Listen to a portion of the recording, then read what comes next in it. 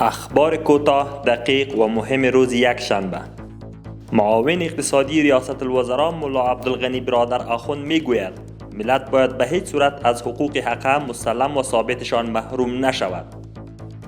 سرپرست وزارت امور خارجه در نشست معافیت جریمه مالیاتی گفت ما به همسایه نزدیک خود پاکستان میگوییم که تشنج و تنش در امتداد خط دیورند به نفع هیچ کس نیست. ما شما را به چشم برادر مسلمان و همسایه میبینیم. شما هم باید همین قسم باشید.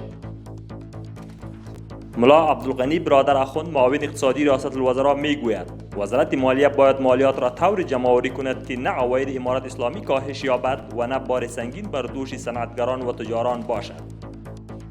شیرباز کمینزاده رئیس اتاق تجارت میگوید تجارت این نیست که همه چیز را از خارج وارد نماییم، بلکه تجارت این است که یک چیز را از کشور صادر کنیم و چیز دیگر را وارد نماییم. رئیس اتاق تجارت می‌افزاید جلو قاچاق گرفته شده است و در هر زمینه شفافیت به میان آمده است. وزارت امور داخله میگوید در نیمروز، غور، هرات، تخار، غزنی، فرا و کندوز 25 تن در پیوند به دزدی، قتل و قاچاق انسان بازداشت شده اند.